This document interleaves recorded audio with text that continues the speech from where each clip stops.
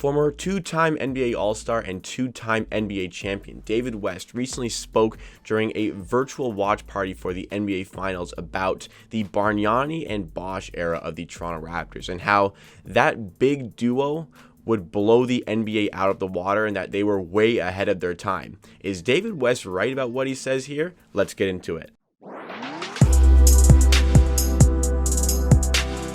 Welcome to Amateur Hour Sports, where we are so close to 600 subscribers. So if you like what you see in today's video, you want to see more of me, you want more NBA content with a focus on the Toronto Raptors, make sure you hit that subscribe button down below. But on to today's topic, David West talking to Ryan Holland, of all people, about this. And, say what you want about those guys as players, as, sports critics, but this is what they said. Basically, David West went over how Bargnani and Bosh were ahead of their time. Back then, you could beat up guards on the perimeter, basically. There were less leniency towards rules of, hand checking, getting your hands on your defensive assignment, making their life more miserable on the perimeter. Those rules weren't in place when Bargnani and Bosh were playing together for the Toronto Raptors. So Bargnani, a 7-footer who could shoot threes, the only way, apparently, that you could really stop him was getting your hands on him, making his life miserable on the perimeter. And David West said that they were ahead of their time because they played in the modern NBA when there was a lot more strict rules regarding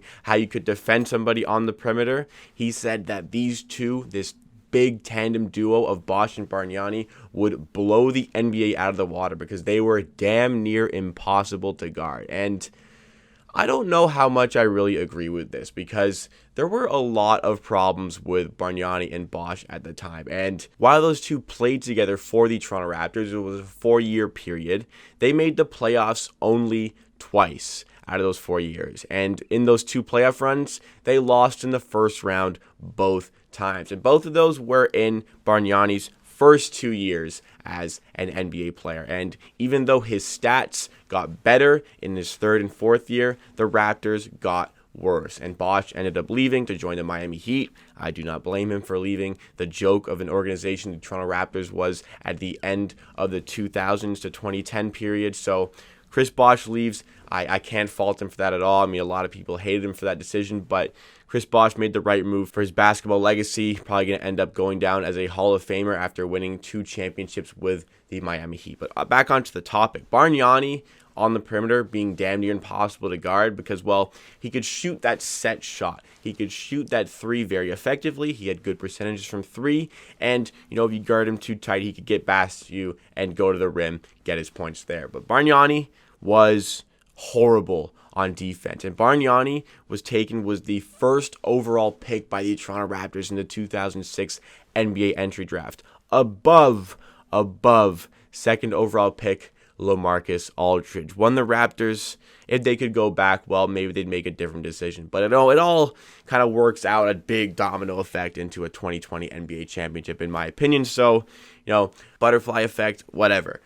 The guys in charge at the time, guys like, Brian Colangelo, would they go back and make a different decision? Maybe, because Bargnani was horrible on defense. He was lazy. That was his biggest problem. He was lazy. He had a lack of willingness to improve his game, and he always struggled on defense because, well, he was lazy, and also he just flat out wasn't good at it and wasn't prepared to work on making it better. Do you know that Bargnani, over the course of his entire NBA career, never had a better offensive rating than defensive rating? Now, let me explain that in further detail. Your offensive rating gives you the amount of points you would put in over the course of 100 possessions. The defensive rating over 100 possessions showcases the amount of points that your opposing player that you are guarding would put up over 100 possessions. So he would always have the opposing player score more than he would. So basically,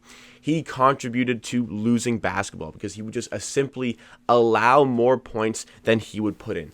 every single year of his career. That is ridiculous. That is absolutely ridiculous, especially for a big man. Ridiculous numbers. Bargnani was just so horrid on defense and was just so lazy. Now, where this point comes from David West is the fact that Bargnani was a great three-point shooter, even though he was a big playing at power forward, and Chris Bosh, who was playing as the 5-man for the Raptors in this time, was one of the best and most elite mid-range shooters of all bigs all time. So, yes, could they have caused problems? Yes, absolutely. That's why they drafted Bargnani, because Chris Bosh was a guy who got busy on the interior. LaMarcus Aldridge was another guy who was an elite mid-range shooter for a big. But so you didn't need Bosh and Aldridge to play together. You wanted, look at this guy, Andrea Bargnani coming from Italy.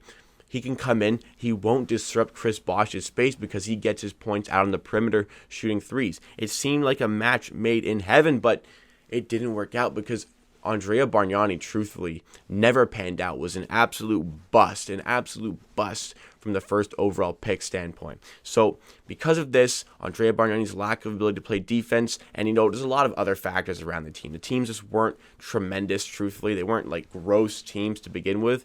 Could this duo have been something to build around? Absolutely. With the Raptors pick, Andrea Bargnani, if he really worked to develop, I think Andrea Bargnani had all the tools he needed to be successful in the NBA, but there was a lack of willingness on his part to develop against those deficiencies. He came in through the draft, and he had a lot of great things about him, but just didn't work to make himself better for what the Toronto Raptors needed. And in the modern NBA, where, sure, you can't beat up the bigs in the perimeter, they can get more points, maybe Bargnani could have been a better scorer. But the defense, the defensive stuff, that does not change, especially the fact that there's a lot of switchability in the modern NBA now. So if Andrea Bargnani gets switched onto the perimeter for a guy who's a lot more nimble than he is, a lot more athletic than he is, Andrea Bargnani's toast. This guy's on skates all day on the perimeter if you put him up against guys like that, because he is just not there on ball defending. And from a positional sense, you see in many scenarios in Andrea Bargnani's career his lack of ability to process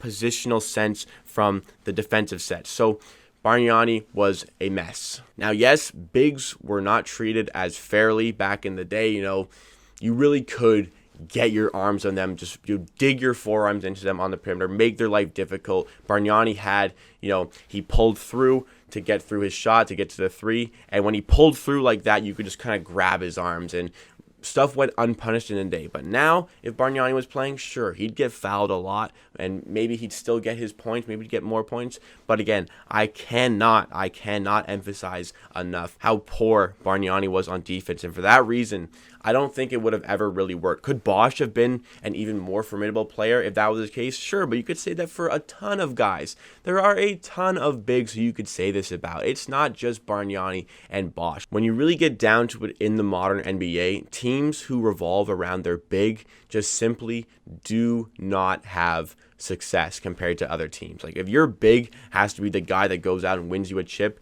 it just simply does not happen anymore. If you look at any team really over the last decade or so, the big is very seldom seen as the one to push you onto that championship. Like Tim Duncan in an extreme case because he had so many great players around him, but the last, big dominated team to really have success was probably the Orlando Magic. If you want to count Dirk Nowitzki as a big, you can also do that. But again, that's in 2010. You can go to 2009. You can have the Orlando Magic. Sure, you can have the Orlando Magic with Dwight Howard, but they didn't even win a chip. They got to the final, but ultimately having a big as your key first piece was not good enough to go and win that championship. So you probably have to go all the way back to maybe the Shaq era of the Lakers. It is the sad truth about it, but you can't build around your big. 5 years ago, DeMarcus Cousins and Andre Drummond were franchise players. Right now, 2020, DeMarcus Cousins, sure, he's had a lot of injuries, but still, he is not a guy who can be anywhere near considered a franchise player. And Andre Drummond, again, this guy as well. he is not a franchise player. Look for what Detroit gave him away for last season, because they just simply wanted to get rid of the contract. And Andre Drummond, sure, he can contribute to winning basketball, but that is not a franchise player. It's amazing how the NBA has turned away from the bigs like these guys. So for that reason, I don't think Bargnani and Bosh would just control the NBA, blow the NBA out of the water. What do you guys make of this duo? The Raptors had Bosh and Bargnani. Do you think they would be successful in the modern NBA? I don't think so. I just think Bargnani was just so bad on defense. And bigs, truthfully, you can't really build around bigs in the modern NBA. But let me know what you think about this in the comments down below. Make sure you tell me why you think whatever you think. But that wraps up this video. Please like the video if you like, and subscribe to Amateur Sports for more content just like this. Getting so close to 600 subscribers. Make sure you stay with the movement of the channel as we get there. Hit that notification bell as well as stay up to date with the 4 videos we post a week. At the end of the day, I believe what I say. If you disagree, that is okay. We'll see you again next time for another video.